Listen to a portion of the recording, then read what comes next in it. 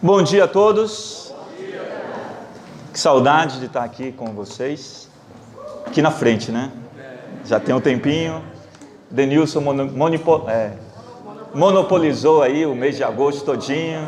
Não queria deixar mais ninguém pregar. Mas foi muito bom. E hoje, nós vamos falar sobre isso aqui. Obrigado. Uma igreja que se importa com o pão. Nós temos falado esse ano bastante sobre maturidade, né? Sobre a busca pela maturidade, sobre o nosso desejo como igreja de crescermos e sermos uma igreja madura. E hoje eu queria falar um pouco sobre uma fé personalizada. Porque se a gente olhar para o nosso mundo hoje, tudo se tornou personalizável. Tudo. E essa expressão, ela foi extraída de algumas reflexões, de algumas palestras do professor Leandro Carnal, que é um professor da Unicamp, historiador da religião, onde ele tem vários vídeos no YouTube, muito bons, Café Filosófico, recomendo. Se você quiser aprofundar mais sobre esse tema, sobre a religiosidade na nossa era contemporânea, recomendo você assistir as palestras do professor Leandro Carnal. E é interessante porque às vezes você está assistindo o professor Leandro Carnal nas suas palestras, um professor que é declaradamente ateu, às vezes você se esquece que ele é ateu. Porque ele fala sobre o que a Bíblia diz, ele descreve a contemporaneidade da nossa espiritualidade, e você chega no final da palestra assim e pensa, puxa, mas ele não orou? É mesmo, isso não é uma pregação. E quando você desce os comentários no YouTube, você encontra pessoas comentando mais ou menos assim, professor, hoje eu fui muito abençoado pela sua pregação. E isso traz para nós um alerta, porque eu posso me tornar um excelente pregador e ser um péssimo discípulo. E mesmo assim, as pessoas vão me elogiar e vão aplaudir. E isso é muito sério, porque nós podemos desenvolver uma espiritualidade dicotômica, uma vida diferente do discurso. E nós podemos construir uma fé personalizada, adaptada às minhas preferências. E é sobre isso que a gente vai conversar um pouquinho hoje.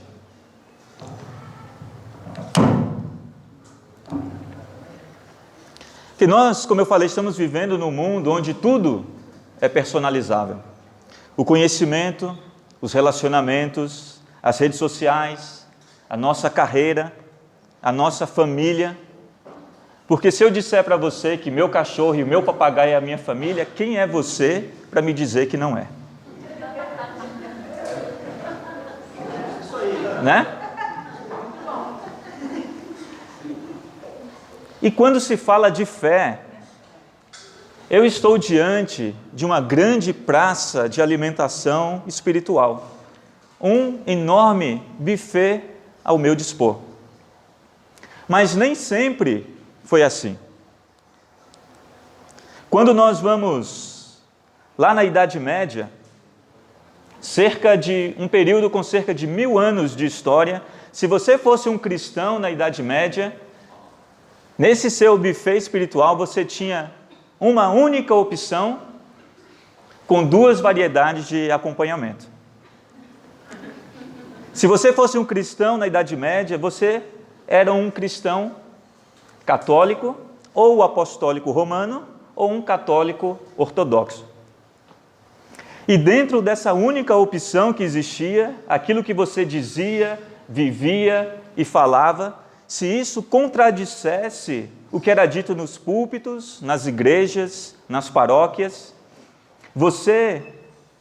se você questionasse de alguma maneira o ensino que estava sendo anunciado ali, você poderia ser excomungado e até mesmo ser queimado na fogueira. Mas quando nós entramos na Idade Moderna, e a Reforma Protestante ela antecipa um pouco isso, dizendo que cada cristão, cada discípulo de Jesus é um sacerdote e afirma a liberdade da consciência individual de cada um de nós na nossa fé, começa a haver na Idade Moderna um rompimento entre aquilo que se chama de fé e aquilo que se chama de razão. O que é a fé, o que a igreja diz, o que a religião afirma, o que é espiritualidade, se diferencia daquilo que é ciência, daquilo que é afirmado como verdade, daquilo que é provado através do método científico, aquilo que a razão diz. E a fé e a ciência, então elas assumem papéis dicotômicos, aonde um não se conecta com o outro. E isso acontece a tal ponto em que Nietzsche chega a afirmar que Deus está morto. E ao dizer que Deus está morto, Nietzsche está atuando apenas como um profeta da sua geração, porque ele simplesmente estava se referindo ao fato de que a religião, o pensamento acerca de Deus e da divindade iria ser posto de escanteio, não se iria mais falar sobre isso, a fé e a razão iria tomar o lugar da fé dentro da sociedade. A fé é posta em dúvida, a fé é posta em xeque na modernidade. Mas quando nós entramos na pós-modernidade, que é o período no qual nós estamos vivendo hoje, nós começamos a desenvolver uma fé que tem sido chamada de uma fé líquida. Uma espiritualidade que vai muito bem, obrigado, porque ela não morreu. Ela não morreu como predito por Nietzsche. Ela continua em alta. A espiritualidade em nosso tempo está efervescendo, a tal ponto de que você encontra no Ocidente cerca de 30 mil denominações religiosas cristãs, só no Ocidente. 30 mil denominações. Se você se afirma hoje um cristão, você tem um menu de 30 mil opções de como você vai escolher ser discipulado.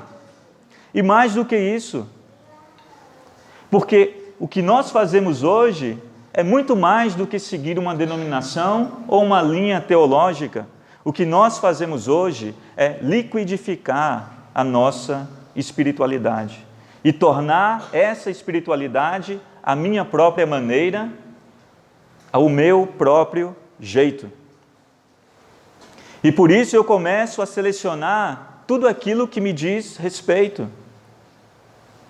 A espiritualidade, na pós-modernidade, ela vai bem, ela está em alta, ela está em todo lugar. A ponto de, nas universidades, algumas pessoas brincarem dizendo que Deus está morto, assinado Nietzsche, Nietzsche está morto, assinado Deus. Em outras palavras, por todo lugar, hoje, o discurso religioso ainda é um discurso que fala às mentes e ao coração das pessoas. O discurso religioso hoje ainda é um discurso que causa guerras. Ainda é um discurso que vem falar ao sentido de vazio pós-moderno. E hoje, multidões estão em busca de espiritualidade. A grande pergunta é: qual é o Deus do século 21? Adorado no século 21. Qual é a energia? Qual é a divindade? Ou quais são as divindades num mundo em que uma oração é um post? No mundo em que responder uma oração é colocar duas mãozinhas assim. No mundo em que compartilhar o Evangelho é compartilhar o vídeo da pregação do domingo passado. Como a espiritualidade é desenvolvida nessa pós-modernidade? Leandro Carnal, ele descreve a espiritualidade do século 21 E ele traz algumas características. A primeira dela, ele diz que essa é uma espiritualidade subjetiva, onde o eu acho, o eu sinto, é a maior autoridade espiritual contemporânea. Eu adapto tudo o que eu vejo, tudo o que eu sinto, a ponto de quando você vai aconselhar alguém usando a palavra de Deus, você abre e mostra e diz, olha, a Bíblia diz isso sobre isso. Muitos respondem, mas no meu caso, mas eu sinto, mas eu acho. E nós começamos a adaptar e a criar um Deus subjetivo à minha própria imagem e semelhança. Um Deus que tem a ver, muito mais a ver com o meu Deus do que com o nosso Deus. Porque nós estamos num tempo em que cada pessoa cria para si própria um Deus. E adapta a palavra de Deus, e adapta o Deus Criador à sua própria maneira, a ponto de compartilhar um versículo bíblico nas redes sociais, Deus é amor, e no post seguinte, um discurso de ódio contra uma pessoa que pensa e vota diferente de você. Deus é amor à medida que Ele é amor para mim, à medida em que eu sou beneficiado com esse amor. Uma outra característica é a infantilidade, porque Deus é visto como um Salvador, mas jamais Ele é visto como o Senhor da minha vida.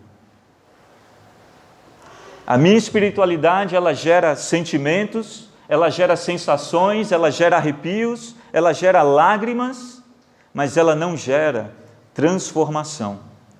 Ela não me gera maturidade, ela não me gera crescimento, porque é o pensamento positivo que vai mudar a minha vida ao longo do tempo. Uma outra característica é a sincronicidade. Eu acredito que Deus está agindo em todas as coisas, nas mínimas coisas, para fazer com que os meus planos deem certo. E não os planos dele. E nós usamos versículos bíblicos para dizer coisas a respeito muito mais dos nossos benefícios do que os benefícios de Deus. Porque quando nós usamos versículos como Romanos 8, 28, que diz, sabemos que Deus age em todas as coisas para o bem, nós dizemos o nosso. Mas não é isso que a palavra de Deus diz. Ela diz, para o bem daqueles que o amam, dos que foram chamados de acordo com o seu propósito, não com o meu propósito. Mas nós recortamos muitas vezes a parte que nos cabe dos versículos. Eu acredito que tudo colabora para que a minha vida vá bem, para que o meu negócio vá bem, para que a minha história vá bem. E uma última característica é a prosperidade. Nem precisa falar tanto sobre isso, né? Mas nós criamos um Deus que, de alguma maneira, Ele parou de fazer o que Ele estava fazendo para vir resolver o meu problema material. Ele deixou de construir, de criar determinada constelação para vir gerar prosperidade econômica na minha vida. E se eu encontro esse Deus, a minha vida tem que ir bem. Tudo tem que ir bem. O meu nome tem que sair do Serasa. Eu tenho que comprar um apartamento na praia, uma casa no exterior. Meu negócio tem que ir bem, minha saúde tem que ir bem. E se as coisas não estão indo bem, é porque de alguma maneira eu estou apertando um botãozinho errado nesse aplicativo que se chama Deus.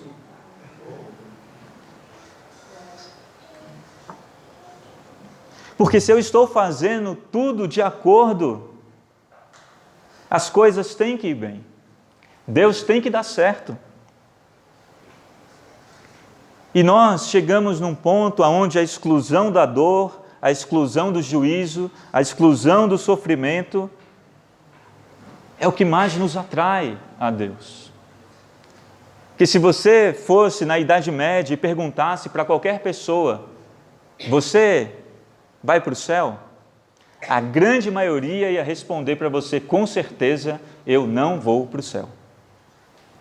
Se você hoje perguntar para a maioria das pessoas se ela vai para o céu, a grande maioria das pessoas vai responder, eu vou para o céu. E antes de roubar, faz uma oração. E antes de publicar um discurso de ódio, faz uma oração.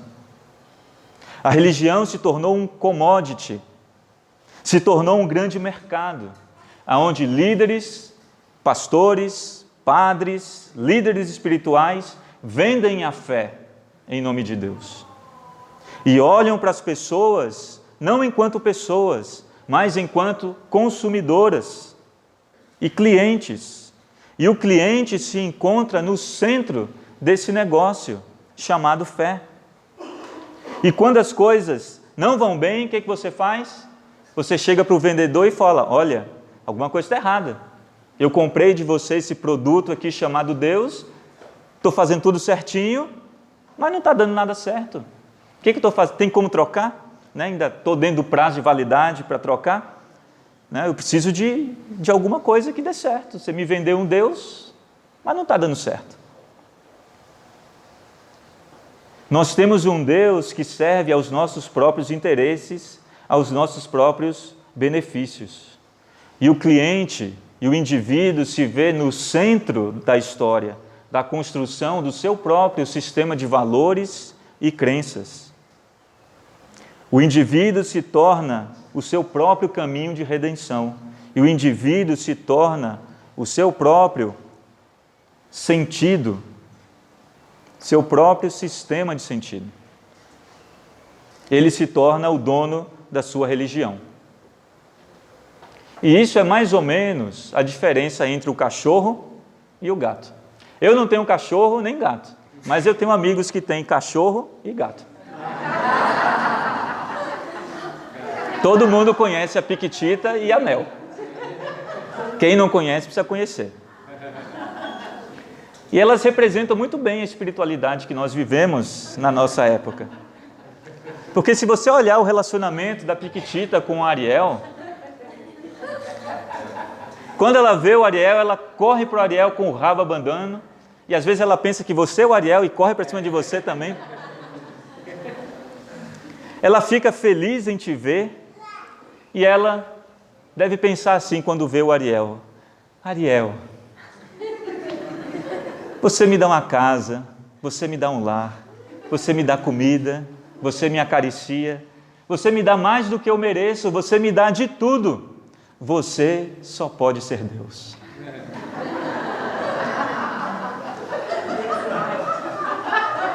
Já os gatos, como a Mel, você chega lá, o que a Mel está fazendo, ela continua fazendo, nem liga para você. E às vezes ela vem com o rabinho entre as pernas, se aproximando de você.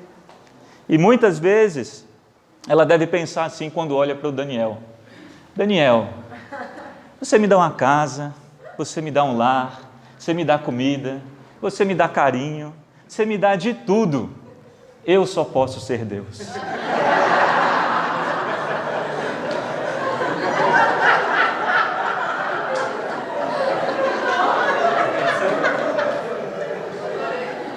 Muitas vezes nós nos relacionamos com Deus de maneira felina.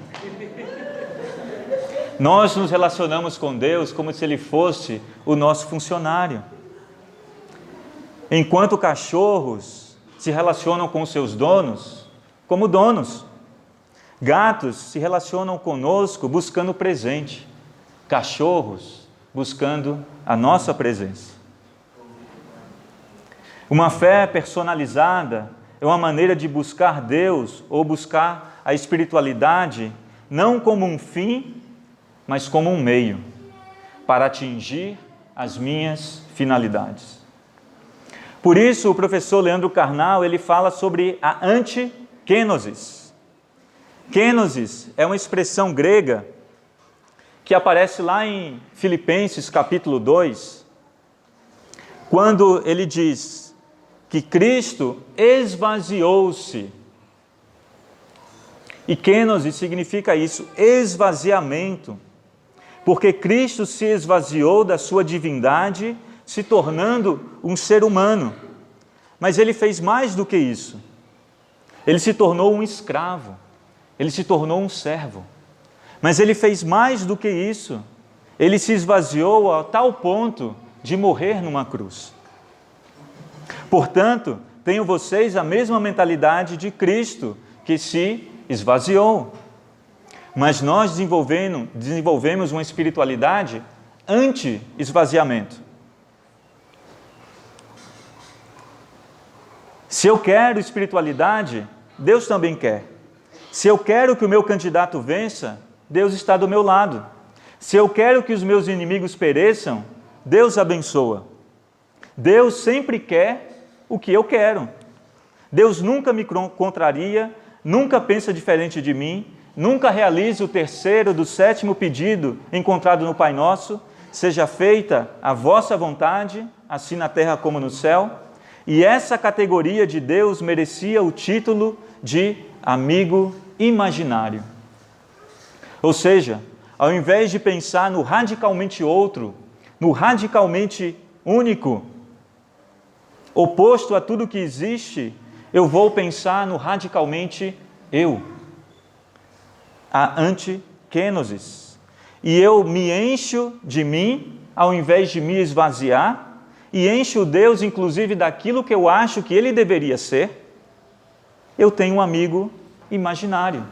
Eu tenho um alto ego, um outro eu, uma projeção daquilo que eu acho que Deus deva ser. Um Deus personalizado de acordo com as minhas projeções, das minhas carências, dos meus desejos, do meu eu. E quando nós vamos na Bíblia, lá em João capítulo 6, nós encontramos uma espiritualidade ali que está em alta. Há uma grande multidão ali correndo atrás de Jesus por causa dos milagres que Jesus está fazendo. E num desses momentos, Jesus vê aquela multidão cansada, depois de Jesus ter ensinado e curado muitas pessoas, num lugar deserto, faminta, ele pergunta para os seus discípulos: o que nós temos para comer? Aí eles encontram um garotinho lá que tinha 5 pães e 2 peixes.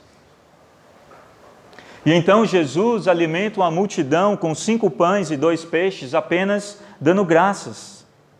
E no final desse momento, sobram 12 cestos com migalhas de pães e peixes.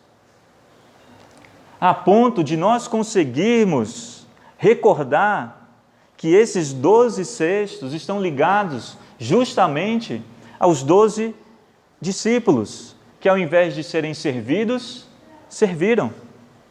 Que está ligado às 12 tribos de Israel, uma grande história que transcendem os discípulos. E ao ver esse milagre, a reação da multidão foi dizer: este é o profeta que deveria vir ao mundo.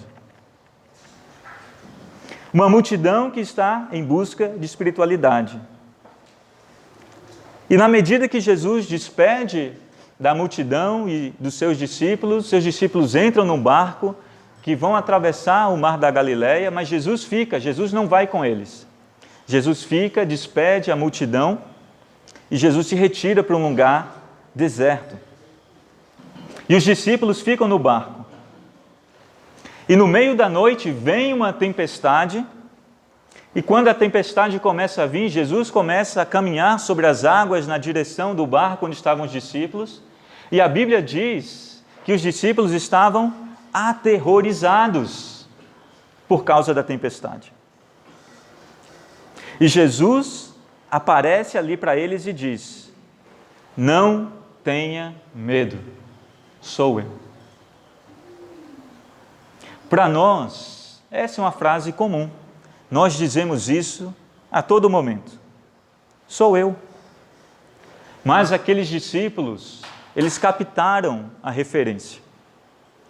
Porque quem é que no Antigo Testamento e em toda a Bíblia se aproxima do seu povo e diz: não tenha medo, eu sou. Não tenha medo, eu sou. E os discípulos chegam lá do outro lado do mar, e quando chegam lá, a multidão que estava do lado de cá já percebeu que Jesus não estava mais aqui e saiu correndo e chegou do outro lado lá para encontrar Jesus. E aqui no versículo 24, olha só o que a Bíblia diz. Quando a multidão percebeu que nem Jesus nem os discípulos estavam ali, entrou nos barcos e foi para Cafarnaum em busca de Jesus. Quando o encontraram do outro lado do mar, perguntaram-lhe: Mestre, quando chegaste aqui? Nós não vimos o Senhor embarcar. Não percebemos a maneira pela qual o Senhor atravessou o mar e chegou do lado de cá.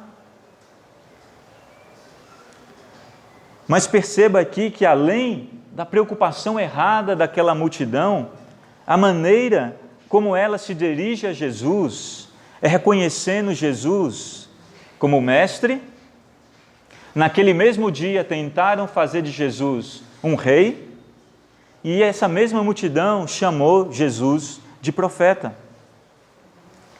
O interessante é que Jesus ignora completamente a pergunta que eles estão fazendo, e ele responde assim: a verdade é que vocês estão me procurando não porque viram os sinais miraculosos, mas porque comeram os pães e ficaram satisfeitos.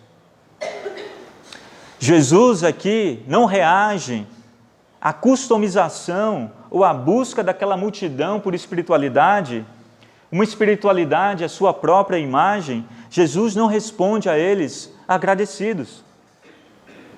Porque Jesus acorda naquela manhã, o seu Instagram tem milhares de seguidores do dia para a noite.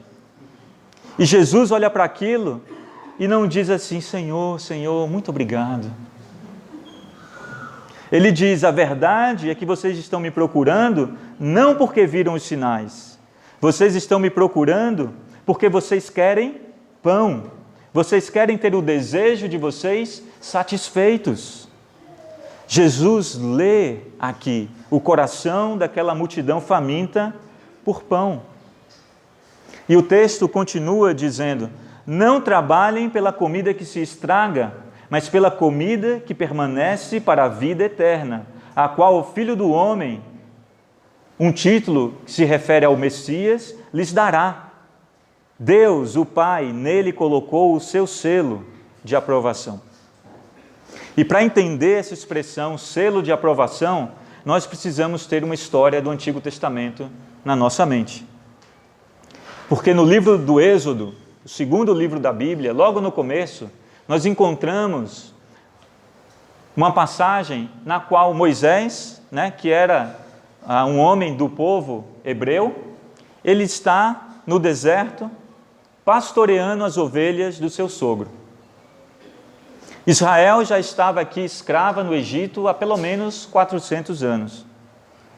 E na medida em que Moisés está lá pastoreando as ovelhas, e as ovelhas andando para lá e para cá, ele vê um arbusto pegando fogo. Mas isso era algo muito comum naquela época, naquela região, No meio do deserto, um arbusto pega fogo, É só a gente olhar aqui no nosso deserto aqui em volta, Toda hora pega fogo em algum lugar. Mas só que aquele arbusto que Moisés viu pegando fogo, ele percebeu que aquele arbusto não se consumia. Então ele chega mais perto para tentar entender o que está acontecendo ali. E quando ele se aproxima, uma voz diz para ele, essa voz, ela não se achega a Moisés dizendo assim, por exemplo: Moisés, que bom que você veio. Moisés, que legal que você está perto de mim. Essa voz diz assim: Moisés, tire as sandálias dos seus pés, porque você está numa terra santa. Em outras palavras, Moisés, essas sandálias dos seus pés mostram que você tem dignidade entre os homens. E entre homens e homens, e mulheres há diferentes dignidades. Alguns homens e mulheres são mais dignos do que outros. Alguns são mais famosos do que outros.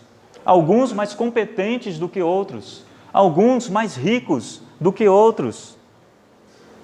Alguns mais poderosos do que outros. Mas diante de Deus, todos nós somos indignos. Todos nós somos pobres. Todos nós somos pecadores. Todos nós somos falhos. Diante de Deus, todos nós tiramos as sandálias. Deus não dá nem tempo para Moisés começar a customizá-lo. Ele já dá logo a real de quem está ali diante dele. Ele diz, tire as suas sandálias. E o interessante é que ele diz para Moisés, Moisés, você vai ser o meu instrumento de libertação desse povo que é escravo no Egito há 400 anos. Moisés, peraí, não peguei, o que mesmo você falou? Você vai ser o meu instrumento de libertação desse povo e eu vou enviar você às autoridades de Israel e ao faraó para você libertar esse povo da escravidão do Egito. Moisés fala assim, peraí, uma sarça? Eu vou chegar para eles e falar que um arbusto me enviou? Deus fala assim para ele, não, diga para eles o meu nome. Moisés, tá bom, mas com licença, qual é o seu nome? Ele diz, diga para ele que o eu sou enviou você. Diga para eles que o eu sou me enviou aqui. E essa expressão eu sou, ao longo da espiritualidade judaica, ela se tornou o que nós conhecemos como Senhor. Né? Senhor, em hebraico, é muito parecido com a expressão eu sou. E significa, eu sou aquele que é. Moisés fala, ok, eu vou lá e falo que o eu sou me enviou. Mas como é que as pessoas vão acreditar em mim? Deus fala para ele, o que você tem na sua mão? Ele tinha na mão um cajado que ele apacentava as ovelhas. Deus fala, pega esse cajado e joga no chão. Ele joga o cajado no chão e o cajado vira uma serpente. Deus fala, agora pega a serpente. Ele pega a serpente vira um cajado. Moisés, faz o seguinte, pega a sua mão e coloca dentro da sua roupa. Moisés coloca a mão e quando tira, a mão dele que era sã, está leprosa, uma doente de pele. E aí ele fala, Moisés, bota a mão de novo. Ele rapidinho bota a mão de novo dentro da roupa e quando tira, a mão está boa. Ele diz assim, Moisés, vá até o Nilo, pegue um pouco d'água e jogue no chão. E quando Moisés joga a água no chão, a água do Nilo se torna sangue. E ele diz, está vendo esses sinais? Esses sinais vão autenticar você, Moisés, diante das autoridades de Israel. Esses sinais vão autenticar você como um enviado meu. E que o seu discurso, na verdade, é o meu discurso. E que você foi enviado da minha parte. É assim que eles vão acreditar em você. Logo, os sinais, eles não são um fim em si mesmos. Os sinais, eles não servem para nos servir. Os sinais, eles não servem para nos entreter. Os milagres servem para sinalizar, para autenticar o discurso daquele que foi enviado por Deus. Logo, o Filho de Deus, o Filho do homem, tem o seu selo de autenticação. Trabalhem por essa comida. Um teólogo alemão chamado Paul Tiller, ele falou sobre duas buscas por sentido. E tem tudo a ver com o que a gente está falando aqui. Há um sentido último e um sentido penúltimo. Algumas coisas na nossa vida assumem um sentido penúltimo. Elas têm a sua importância, mas se nós as perdermos, o nosso chão continua lá. Ele não desaba. Nós não entramos em desespero se perdemos aquilo que é penúltimo. Mas quando nós perdemos aquilo que é último, aquilo que é mais caro, nós perdemos o sentido da nossa existência. E aquilo em nosso caráter que deve ter o sentido último é Deus. Mas quando nós colocamos Deus como sentido penúltimo na nossa história, nós buscamos um Deus apenas como um meio para alcançar algo que está lá em último lugar na nossa vida. Nós estamos fazendo de Deus um ídolo e do nosso ídolo um Deus. Nós estamos tentando dobrar, nós estamos tentando manipular a divindade em nosso favor. As multidões, elas estão indo aqui até Jesus a fim de fazê-lo algo penúltimo, para que elas conquistem aquilo que elas desejam, serem satisfeitas. A pergunta que vem aos nossos corações é: para onde a sua fé está apontando? Qual é a real identidade daquilo que nós assumimos seguir como Deus? Porque esse texto, ele usa isso como centro. Ele diz, a multidão pergunta, o que precisamos fazer para realizar as obras que Deus quer? Jesus respondeu, a obra que Deus quer é esta, crer naquele que Ele enviou. Não trabalhem pela comida que se estraga, mas pela comida que permanece, foi o que Jesus disse. Ok, nós vamos trabalhar pela comida, mas que comida é essa? Eles estão perguntando aqui, Jesus, qual é a obra que Deus quer que nós façamos? Jesus deixa bem claro que a obra é crer naquele que Deus enviou. Porque a finalidade dos sinais é despertar em nós fé, não é nos servir. Deus não é um aplicativo que está à nossa disposição para fazer tudo aquilo que eu quero. A finalidade dos sinais é revelar a identidade daquele que foi enviado por Deus. E olha só que interessante que a multidão pergunta para Jesus. Que sinal miraculoso mostrarás para que vejamos e creiamos em ti? Que farás? Os nossos antepassados comeram maná no deserto. O maná era um pão que durante 40 anos o povo comeu no deserto, um pão que vinha de Deus. E Moisés foi instrumento de Deus para dar ao povo pão durante 40 anos. Um pão que conduziu aquelas pessoas até o túmulo. Que sinal miraculoso, Jesus, você vai fazer para que nós possamos crer em você? Com essa pergunta aqui, Moisés está sendo afirmado e Jesus está sendo questionado pelo povo. No versículo 32, Jesus responde, digo-lhes a verdade, não foi Moisés quem lhes deu o pão do céu, mas é meu Pai quem lhes dá o verdadeiro pão do céu. Pois o pão de Deus é aquele que desceu do céu e dá a vida ao mundo. O verdadeiro pão, ele é dado por aquele que Jesus chama de Pai. Aquele que foi revelado a Moisés como totalmente outro, como totalmente santo, como totalmente digno, Jesus chama de Pai. É meu Pai que dá a vida. Toda a vida deriva do meu Pai. Logo, vocês estão atrás do pão errado. Porque as pessoas estão ansiosas para satisfazer os seus desejos. Elas estão ansiosas pelo pão que vai satisfazer as suas necessidades. Quando elas deveriam estar ansiosas pelo Pai, que pode salvá-las da sua busca pela satisfação. Versículo 34, o povo diz, Senhor, dá-nos sempre desse pão. Eles estão preocupados com o pão. Eles estão preocupados em satisfazer o seu bucho. Jesus declarou, eu sou o pão da vida. Vocês estão atrás do pão errado. Existem dois tipos de pães. Um pão que vai te levar até o túmulo, até o sepulcro. Outro pão te leva para além do sepulcro. Um pão tem por finalidade nos saciar.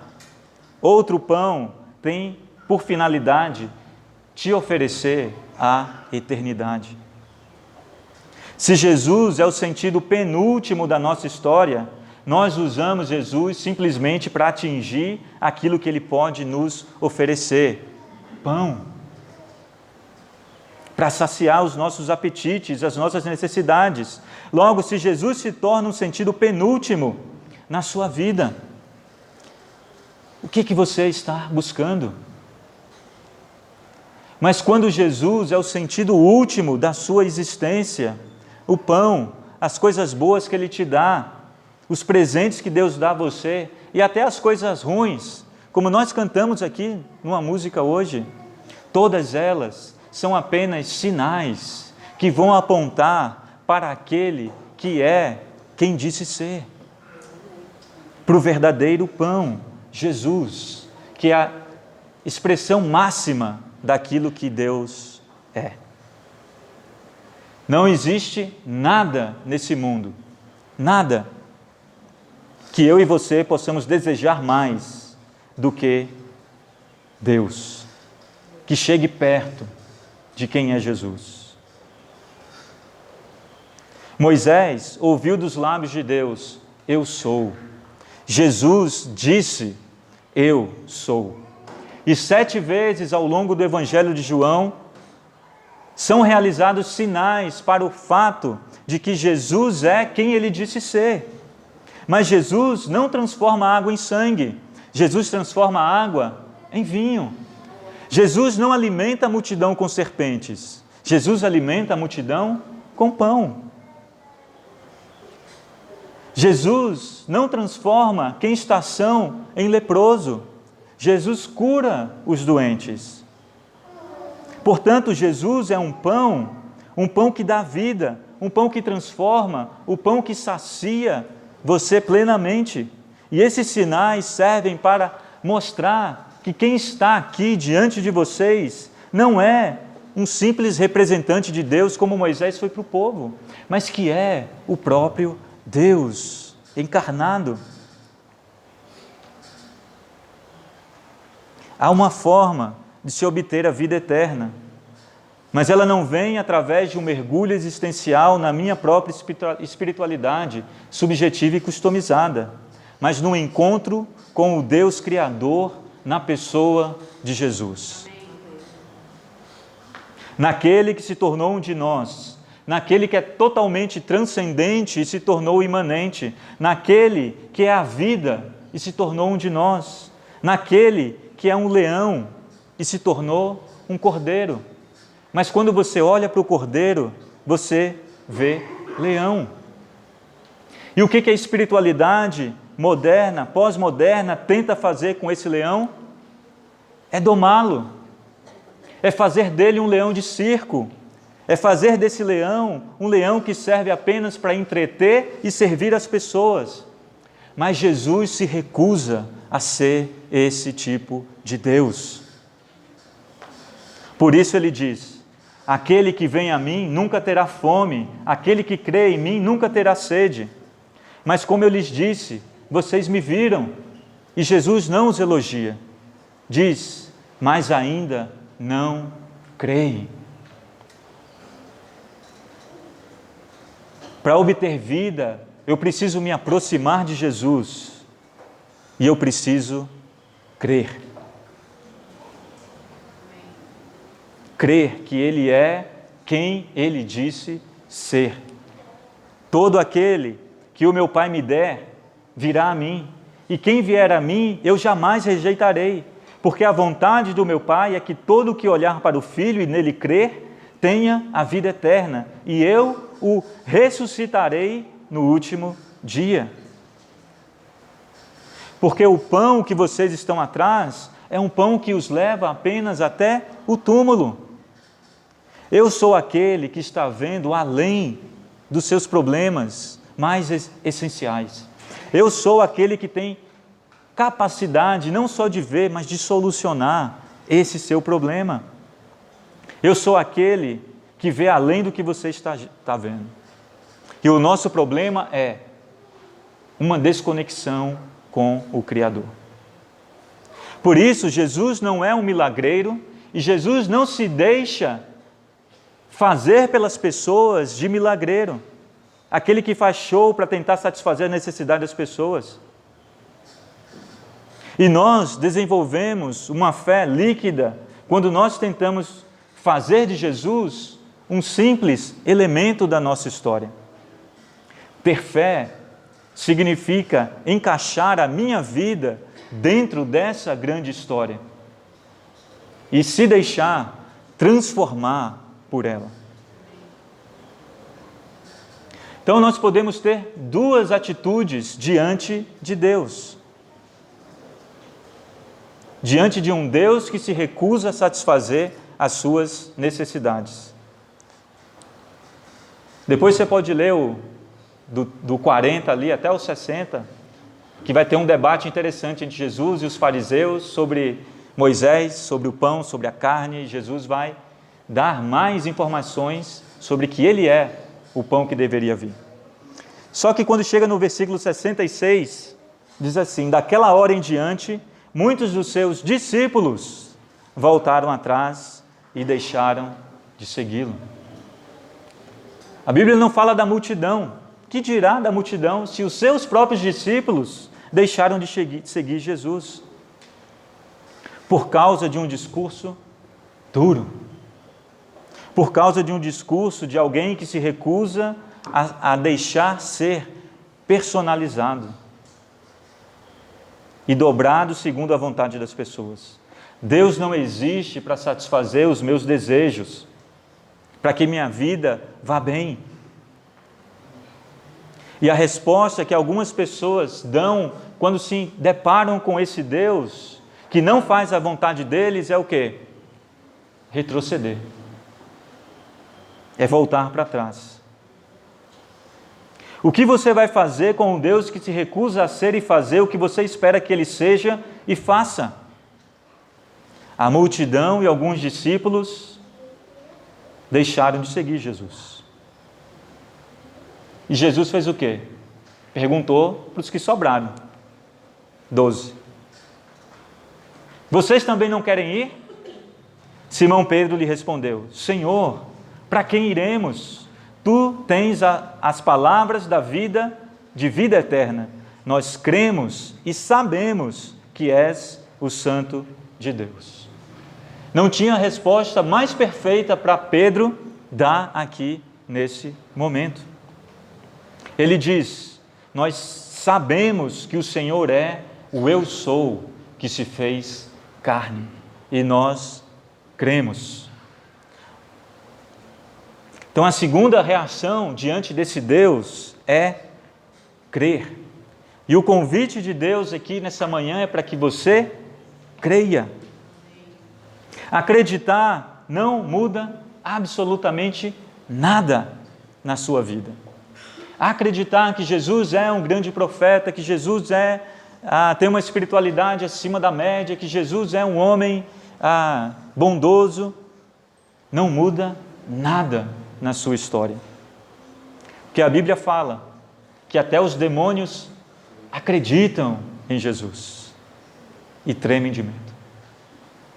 Acreditar não faz com que os demônios se arrependam e mudem. Da mesma forma que acreditar não serve de nada para nós.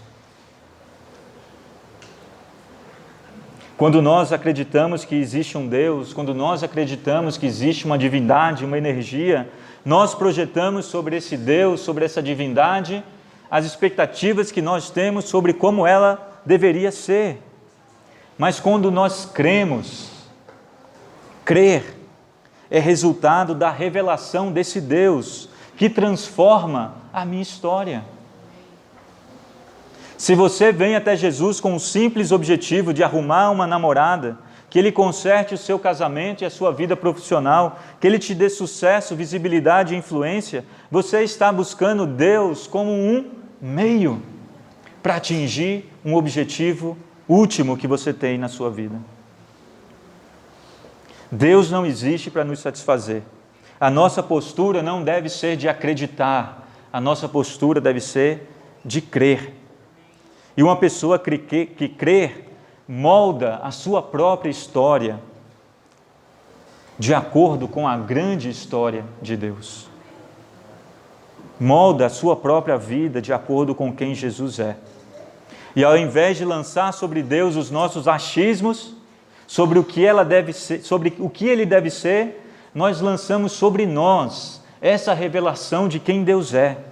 E não existe maior revelação do que o próprio Jesus. Ele é o pão da vida, Ele é o Deus que se tornou carne. E crer em Jesus é você redimensionar a sua própria vida à luz do que Ele disse que Ele é. E quando nós cremos, nós começamos a desenvolver maturidade. Quando nós temos uma fé personalizada, nós permanecemos como crianças na infantilidade. Quando nós cremos, nós passamos a desenvolver a nossa espiritualidade, não a nossa própria imagem e semelhança, mas a imagem e semelhança daquele que é imutável. E à medida que nós nos relacionamos com esse Deus imutável, nós vamos transformando a nossa vida, nós crescemos, nós nos tornamos pessoas maduras. Porque crer significa confiar. E confiar é como esse homem que conectou um cabo de aço entre dois prédios bem altos.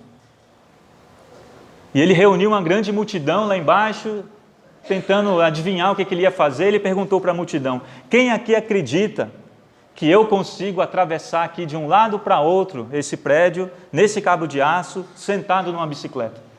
E a multidão toda começa a gritar: eu acredito, vai lá, estamos com você. E ele sobe na bicicleta e atravessa para lá. E aí quando ele chega do outro lado, ele se empolga e fala: e agora? Quem acredita que eu consigo atravessar de volta nessa bicicleta com os olhos vendados? A multidão enlouquecida, ela: eu acredito. E aí ele volta de olhos vendados em cima da bicicleta sobre o cabo de aço, sem corda de segurança. Ele chega do outro lado, ele fala: e agora quem acredita que eu consigo atravessar esse cabo de aço numa bicicleta vendado e sem as mãos? Todo mundo: ah, eu acredito. E ele vai e atravessa para o outro lado. E agora ele tem que voltar de novo. Ele fala: e agora quem acredita que eu consigo atravessar esse cabo de aço sentado nessa bicicleta, com os olhos vendados, sem a mão e com alguém na garupa? Todo mundo grita: eu acredito, vai lá. E ele pergunta: quem aqui se habilita a sentar na garupa? Essa é a diferença entre crer e acreditar. Crer envolve a sua participação dentro do processo. Crer em Deus envolve você participar ativamente da vida de Deus. Deixar Deus te transformar. Acreditar, você vai ficar lá embaixo, só encorajando os outros: vai lá. Mas crer faz toda a diferença. Vamos refletir essa semana. Você está em busca de qual pão? Qual é o pão que você está buscando? Aquele que vai satisfazer as suas necessidades? Ou aquele que vai te dar a vida eterna? Você acredita ou você crê? E qual é a sua reação diante desse Deus que se recusa a ser quem você quer que Ele seja? Retroceder ou crer? Que você possa meditar essa semana aí nessas coisas, né? Reflita, converse aí na sua igreja em casa sobre isso, e que Deus possa dar a você uma ótima semana e que você dê mais um passo de fé para você continuar crendo que Jesus é quem Ele disse ser. Muito obrigado.